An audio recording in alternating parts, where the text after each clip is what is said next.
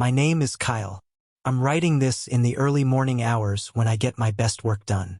More than a decade ago, I founded a company that develops a host of popular apps. We were an early adopter of software as a service. We focus on aiding small to medium-sized businesses migrate their applications to a SaaS model. I would say financially I'm comfortable. My company has made me money, and I've outsourced a lot of the major responsibilities to those below me. Unfortunately, professional success has no correlation to personal happiness.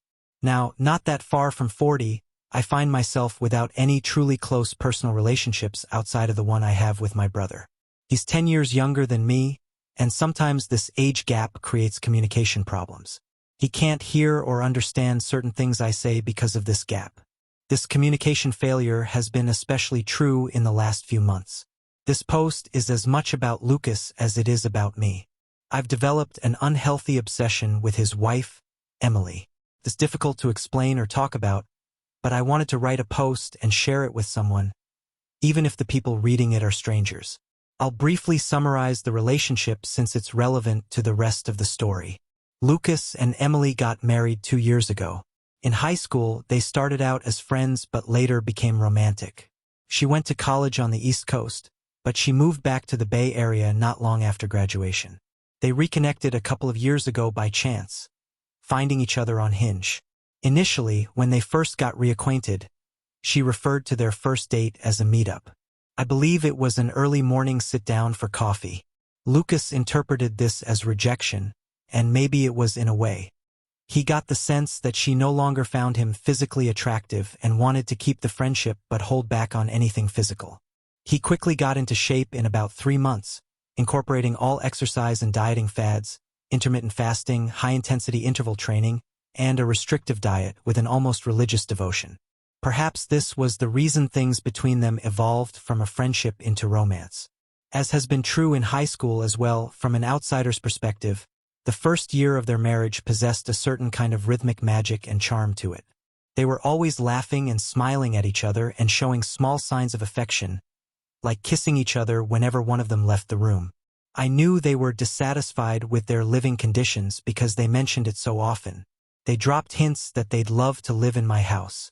At some point, the conversation came up, and I've been letting them rent my house while I stayed in my apartment in the city, which is a more convenient location for me anyway.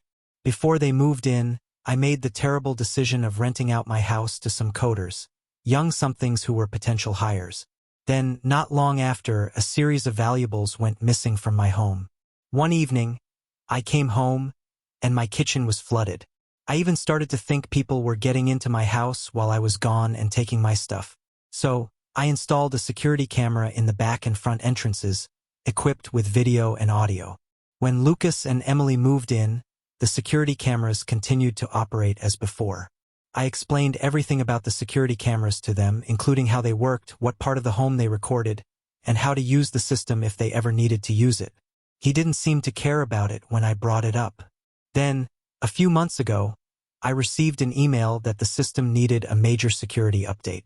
I texted Lucas, instructing him how to do it, but he never responded to that text. So, one afternoon, not that long ago, I went over there and did it myself. Emily was working from home that day. I told her I was updating the security cameras. I asked her whether she wanted me to show her how they worked, but she waved me away, put her hand over her phone and said, "I'm in the middle of something," and asked whether I could deal with it on my own. I told her I could. During COVID, Lucas's job has been considered essential business.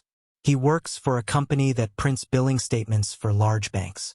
He thought if he volunteered to take on more responsibilities, his bosses would take notice and reward him with a higher salary or a better position. So far, the opposite has been the case.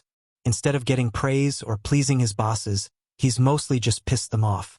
Taking on more responsibilities has meant, in practice, he's the point person for everyone, including clients and upper management.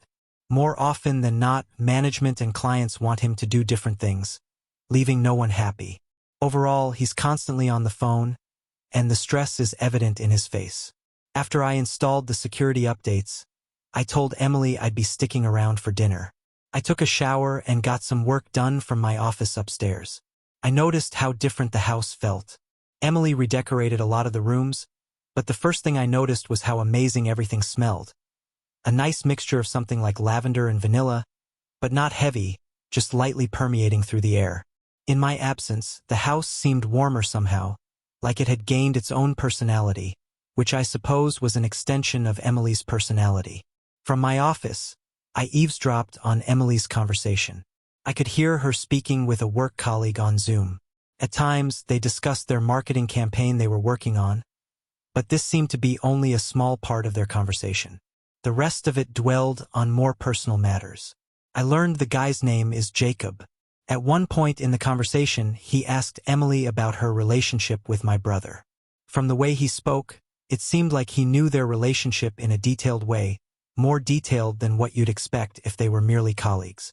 She must have worried I could hear the conversation because she whispered something in a low voice, and I heard him say, "Oh, okay." And they started talking about other things again, almost none of it work-related. When Lucas walked through the front door, it was late. I barely got to see him. His phone rang endlessly as he answered calls and questions from his employers. Then he took a shower for a long time.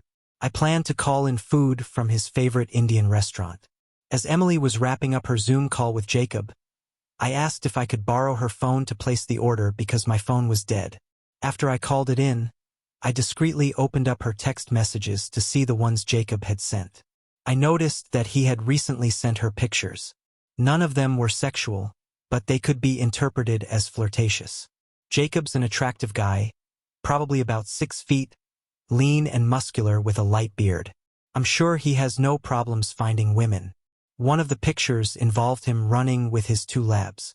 In one photo, he was shirtless on a hiking trail with them. Again, none of them were overtly sexual, I guess, but what guy sends shirtless pictures to a married woman who is supposed to be a colleague and not a love interest? When she got off her call, I tried to pry some more, mentioning that it sounded like she got along well with the people she worked with by asking a couple of follow-up questions. I gleaned from her that Jacob was single. Her face lit up when she talked about him. When Lucas came into the room after a shower, she became cold and looked unhappy, unlike the way she had moments earlier. There was tension in their marriage. I could only guess the specifics, but it was obvious what some of the contributing factors might be. Physically, he looked exhausted and had gained a considerable amount of weight since the last time I saw him. On the other hand, Emily looked great. A tight physique, narrow waist, round butt, and relatively large and firm breasts. I'm sure some of the hang-ups from their past, where physical appearance mattered to her, remained on his mind and drained his self-confidence, not to mention all the work he faced. I should say that what happened next was based on good intentions on my part. While neither Emily nor Lucas knows that I have remote access to their cameras, I do. It never crossed my mind to invade their privacy or get myself involved in their marriage, but I wanted to figure out whether anything was happening between Emily and Jacob. They are, after all, 2 attractive people who struck me as having good chemistry. I wanted to believe I went into this situation with a genuine interest in helping my brother.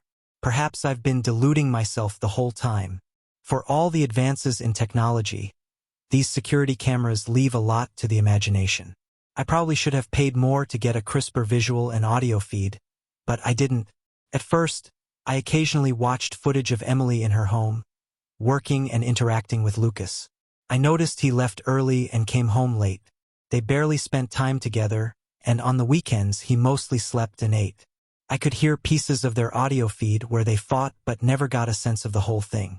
The only place in the house where audio and video are perfect is in the kitchen, but it's also pretty decent in the living room too. Then I noticed over time I was watching Emily. I watched her working, I watched her work out, I watched her do yoga, and I watched her open up packages from Amazon. A few weeks ago, she opened one up, and it was a sex toy. I stopped watching the parts where Lucas came home because they made me depressed, and it felt too invasive to watch another person's relationship intimately, even though they know, at least on some level, that the security system is working around the clock. At some point, I crossed the line from concern for my brother's relationship with his wife to an obsession with her. Even right now, as I'm writing this, I tell myself I'm going to stop watching her, but I probably won't. That fills me with a sense of self-hatred. There have been 2 moments so far where I crossed the line. On one occasion, I saw Emily change in the living room. Like I said previously, the visuals aren't great, even a little grainy, but that still doesn't take away from the fact that I got aroused by seeing her nude for a moment.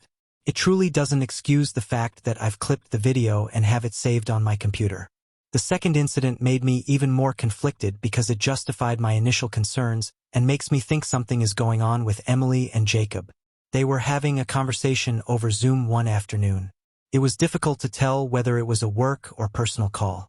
I just remember her smiling and laughing a lot during the conversation. Finally, after they got off the call, she went to her bedroom and brought the vibrator into the living room and placed the computer on the table. I could hear the low buzzing sound of the device. I could see, before she closed her eyes, that she was looking at an image on her computer. I have no idea what the image was, but I have some guesses. I watched her pleasure herself for a long time, and as she did it, I did the same, focusing on her body. She never got completely naked, but she was massaging herself over her underwear. If I were only concerned about my brother's well-being, I could have just expressed my concerns months ago when I first learned about Jacob. But I'm pretty sure anyone reading this can tell my actions go well beyond some selfish action. I'm conflicted over what to do. I imagine most would suggest I come clean, maybe in a way that doesn't disclose all these details. I understand this sentiment and would likely be the best course of action. I know that's unlikely to happen. I'm too far in at this point.